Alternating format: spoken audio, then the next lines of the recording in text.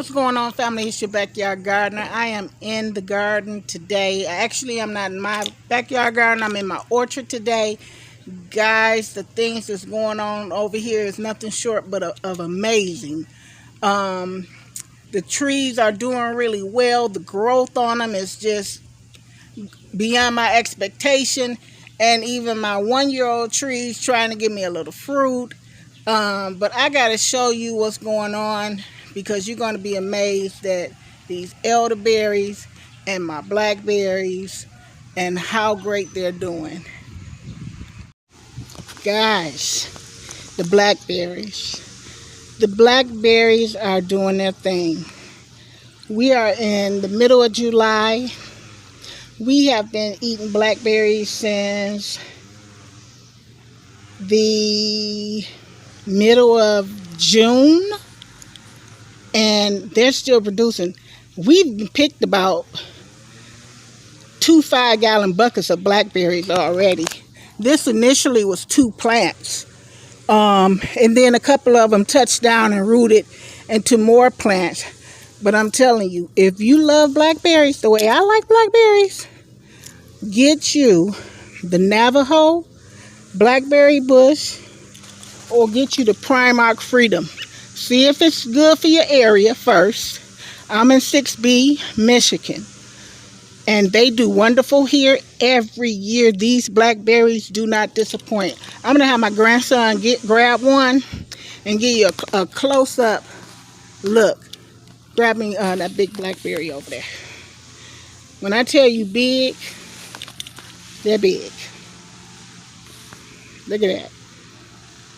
And sweet and delicious, good for jam, good for fresh eating, because my grandkids, they'll come over here and they'll just bring a freezer bag and just start harvesting them, take them home, rinse them real quick, and they go to town.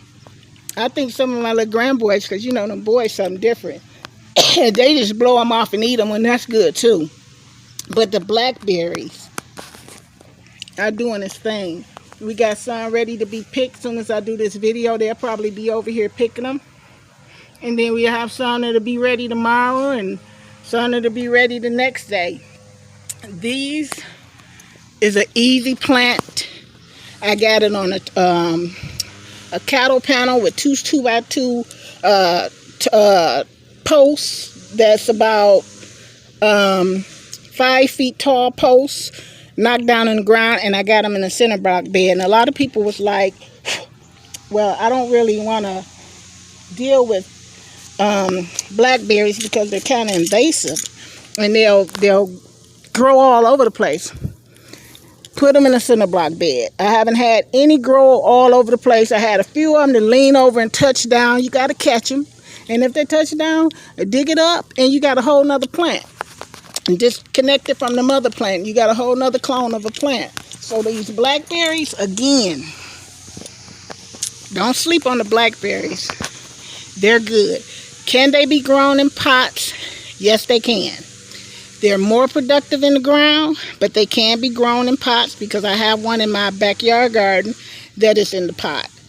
But take a look of everything that is growing in the food forest,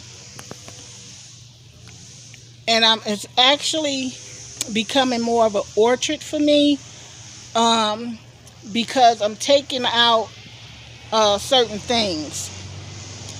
Nothing is coming out of here that's in here, but certain things I'm just not gonna put in the garden. And then you got the pear tree here. I'm gonna walk up to the pear tree and let you see the pear tree. See the pears is going on it.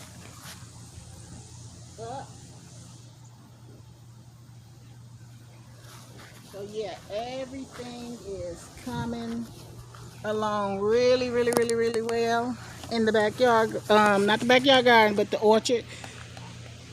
And I'm surprised that we've been getting a lot of rain here, and the rain has been doing the plants really good, especially my trees.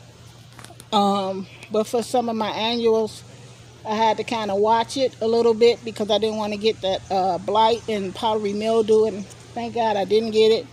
But like I said, for everything else over here, it's doing good. And I'm going to tell you another thing that I've learned with having an orchard. It's not a lot of maintenance to here. I mean, I have to cut grass because I got grass and weed whack. But other than that, it's not a lot of maintenance that I have to do. Every year I come in with a truck bed full of compost, and I throw it over in my beds to give it, you know, to top everything off with some nice compost to add more nutrients to the plant into the soil. That's what I did this year, and like I say, everything is absolutely beautiful and it's growing really well. I'm not doing a lot of fertilizing to my already established trees other than the compost. So everything is taking care of itself. I do have to do some more babysitting on this kefir pear because I just put that in a couple of months ago. And it had blooms on it, and I was thankful because it was able to pollinate my Barlett pear, and as you can see, there's pears on there. So I'm happy. And guys, consider getting you a side lot. A lot of us can't really go out and buy acres and acres of land. If you're one of those persons that can't do that, then consider a side lot and get out there and grow something, because that's all this was a lot. And it was right next to one of the houses that I own, and I purchased it through Keep Growing Detroit land bank, and it's been doing wonderful. So this is Gardener, and I am over here in my orchard today. I want to show you what's going on. Things have exploded. They have done really, really well, and I want to do a special thank you to an individual who helped me out because I couldn't get my grapes to grow, and he told me what to do, and I did it, and I got grapes. So this is my grapevine, and as you can see, all through here, this side would never grow. But when I trimmed them the way Essayons Family Garden told me to do it, everything started growing. Look at the clusters. I'm too stoked about this, y'all. I mean, it's endless. So Essayons, thank you, brother. I appreciate you telling me to trim them things before they get going, and I did what you said. And look at that. Essayons, I got grapes galore. Grapes galore. Much love and respect, sir. Thank you so much for that awesome advice and showing me how to do this, because I've had this grapevine for quite some time and it just wasn't producing. Not the way it is now. So we got grapes. Over here is my elderberry, y'all. I had to kind of trellis it up because this elderberry ain't a tree, it's a bush. I'm assuming all elderberries are bushes, and it's a sloppy one at that. So we got plenty of elderberries, some ready to go, some not. I gotta do some research on how to process these for elderberry syrup, but abundance of elderberries, as you can see.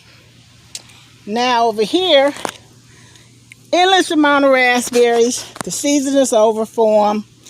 It's time for us to start pulling the old canes. And we had gallons of red and yellow raspberries. This year, my grandbabies came over and harvested them all. I just let them go for what they know. That's what I planted for. And over here, Santa Rosa. And it gave me, this tree have only been down a year. And it's grown so good. And it's giving me one Santa Rosa plum. And see, this is my backup, because the other one, if you remember, I cut it down in my backyard garden. This is the Stanley plum. It's doing very well. I expect great things out of it next year. This is my apricot. Doing really well. Really, really well.